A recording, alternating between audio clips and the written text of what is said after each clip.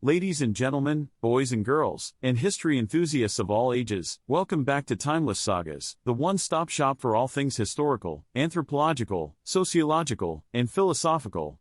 In today's episode, we'll be delving into the mystifying and often misunderstood world of voodoo. Prepare to embark on a journey through time and continents as we explore the rich history and cultural significance of this captivating belief system. So, buckle up, and let's unravel the enigmatic tapestry of voodoo. Now, when most people hear the word voodoo, a barrage of Hollywood-fueled images springs to mind: shambling zombies, voodoo dolls stuck with pins, and sinister, cackling witches. But let me tell you, my fellow history buffs, there's so much more to voodoo than what we've seen on the silver screen. Voodoo, or Vodou, as it's known in Haiti, is a complex and fascinating blend of African religious traditions, Catholicism, and even elements of Freemasonry. And, far from being the dark and evil force that it's often portrayed as, voodoo is actually a life-affirming and community-centered religion that has played a vital role in the lives of millions of people for centuries. To truly understand voodoo, we must travel back in time to West Africa, where it all began.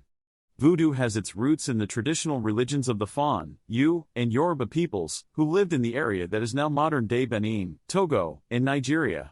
These early voodoo practitioners believed in a supreme being, variously called Mawu, Nanaboluku, or Olodumare, who was revered as the creator of the universe. However, since this supreme being was considered to be distant and unapproachable, people would instead seek the assistance of a pantheon of lesser deities, known as the Loa or Orichas.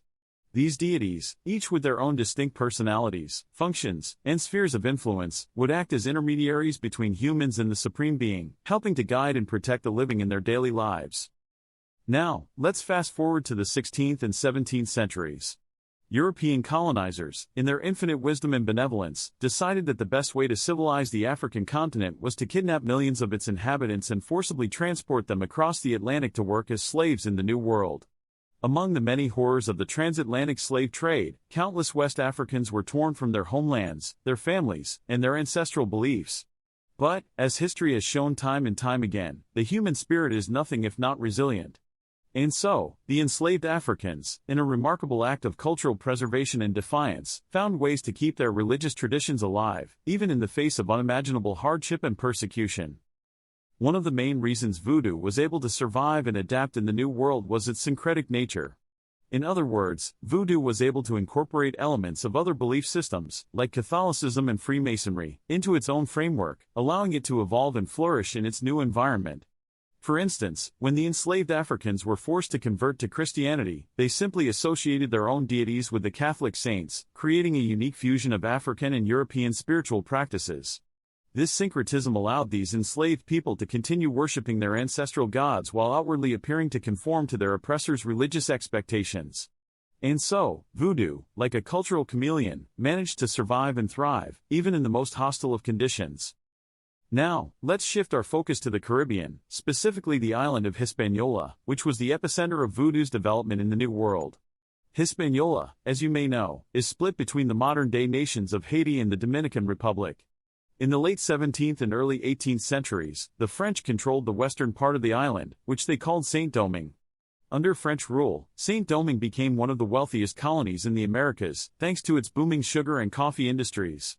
But this wealth came at a tremendous human cost, with hundreds of thousands of enslaved Africans toiling away in brutal conditions on the island's plantations. It was in this crucible of suffering and oppression that Haitian Voodoo, as we know it today, was born.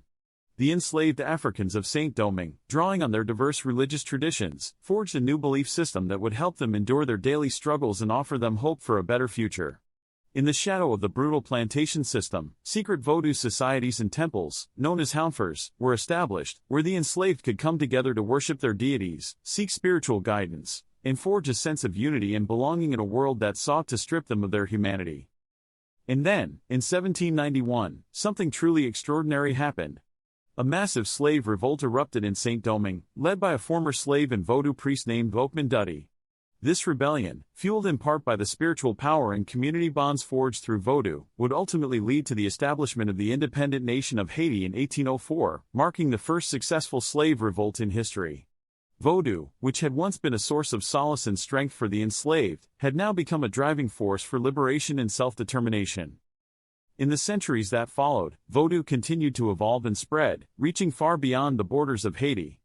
Today, Voodoo is practiced by millions of people across the Caribbean, the United States, and even back in its ancestral home of West Africa. Despite centuries of persecution and misunderstanding, Voodoo has endured, a testament to the strength and adaptability of the human spirit. So, my friends, as we bring this fascinating journey through the history of Voodoo to a close, I hope you'll remember that there's always more to the story than what we've been led to believe. The true essence of Voodoo lies not in the sensationalist stereotypes of pop culture, but in the resilience, community, and spiritual power that has sustained it through the ages. And with that, we've reached the end of another episode of Timeless Sagas. As always, I encourage you to delve deeper, ask questions, and never stop exploring the rich tapestry of our shared human history. Until next time, this is your trusty historian, signing off.